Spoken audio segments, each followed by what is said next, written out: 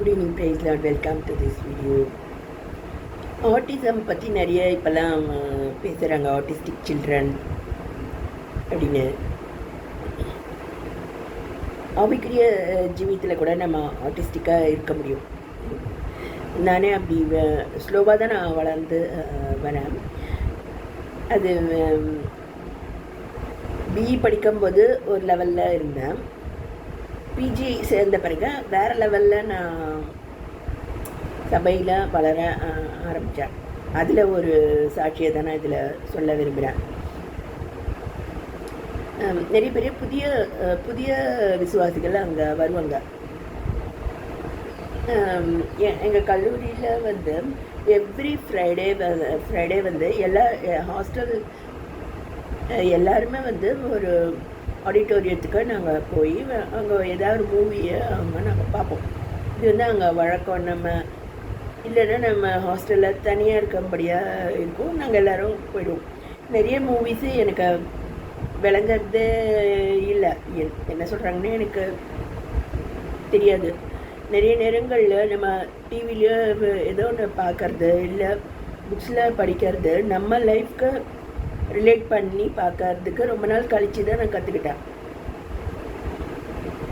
அது போல் முதல் வசந்தம் அப்படின்னு ஒரு மூவி இருக்குது. ரொம்ப ரொம்ப பாப்புலரான மூவி. அதை அப்போ பார்த்தப்ப எனக்கு புரியல. என் ஃப்ரெண்டு என்னோட ஜூனியர் தான், அவளுக்கு புரிஞ்சிருக்கு, எனக்கு புரியல. ஆனால் நான் அதை பற்றிலாம் பேசவும் மாட்டேன். அதுக்கப்புறமா அந்த இப்போ ரீசெண்டாக பார்க்கும்போது அதனுடைய சீன்ஸ்லாம் வந்து என்னுடைய லைஃப்க்கு நிறையா ரிலேட் ஆகிறத நான் கண்டுபிடிச்சேன். பொதுவாக லேர்னிங்னு பார்த்தா அப்படியெல்லாம் நிறைய கற்றுக்க முடியும். அது ஒரு புக்கில் நான் வாசித்தேன். நம்ம வந்து டியூன் இன் பண்ணாக்கா the world is ready to give a feedback அப்படின்னு சொல்கிறாங்க. உலகம் நம்மளை பற்றி என்ன ஃபீட்பேக் கொடுக்குது அப்படின்னு நம்ம கவனித்து பார்க்கணும் அப்படின்னு ஒரு ஆத்தர் சொல்கிறாரு. அப்படி இருந்தால் தான் நமக்கே நம்மளை ஆராய்ச்சி பார்த்து நம்மளை கரெக்ட் பண்ணிக்கொள்ளவும் முன்னேறவும் முடியும்.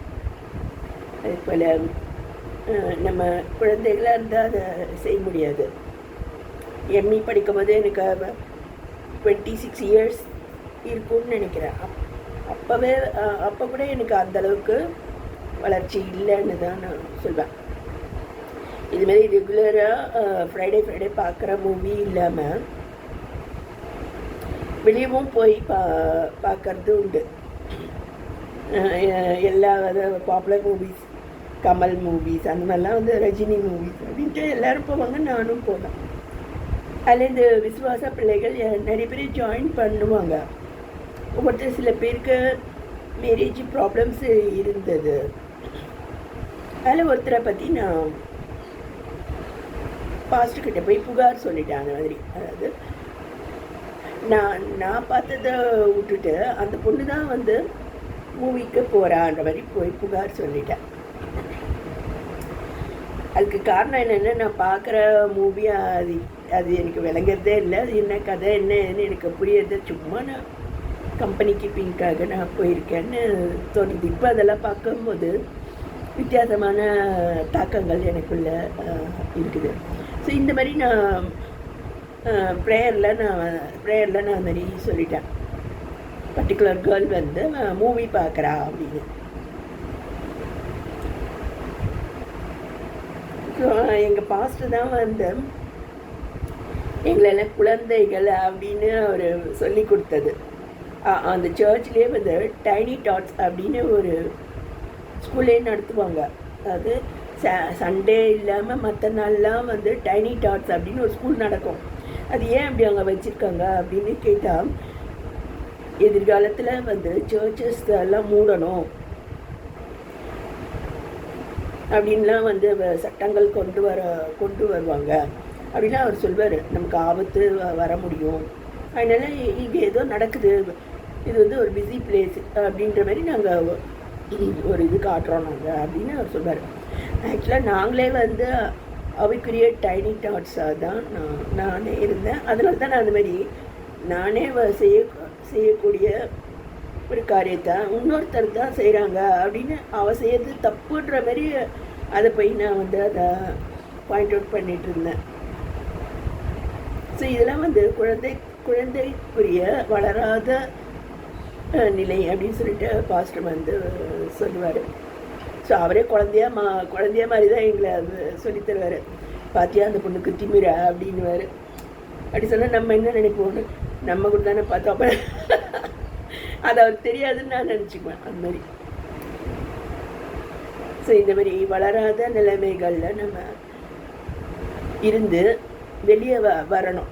ஸோ இப்பயும் வந்து நான் ஒரு எல்டர்ன்ற முறையில் அங்கே என்ன அங்கே அப்படி தான் பார்க்குறாங்க. ஸோ ரெகுலராக நான் அங்கே போகிறேன். என்ன மாதிரி எல்டர்ஸ் இன்னும் ஒரு 7-8 பேர் இருக்காங்க. அதில் ஒரு சிலர் வந்து பாஸ்டராக கூட மாறி இருக்காங்க. அங்கேயும் வந்து நான் பார்க்கக்கூடிய வளராத நிலைமைகளை பாயிண்ட் அவுட் பண்ணுறேன். அதுக்கு என்ன எனக்கு தகுதி எனக்கு என்ன இருக்குன்னு அதெல்லாம் கடந்து வந்ததுனால நான் அதை சொல்கிறேன்.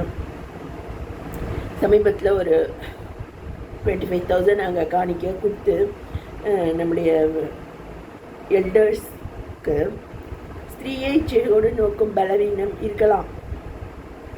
அதனால் அந்த குடும்பத்துக்கு நான் இதை வந்து அந்த ஒய்ஃப் இருக்காங்க இல்லையா, அவங்களுக்கு வந்து ஏதோ ஒரு ட்ரெஸ்ஸோ ஏதோ சாரியோ வாங்கிறதுக்காக நான் இந்த காணிக்க தரேன் அப்படின்னு சொல்லி நான் கொஞ்சம் ஸ்பெண்ட் பண்ணேன். அதுமாரி அதெல்லாம் கூட ரொம்ப லோ இதுதான், அது வளராத நிலைமை தான்.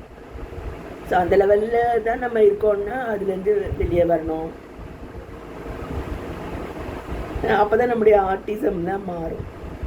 ஸோ இதை நான் சாட்சியாக சொல்ல விரும்புகிறேன்.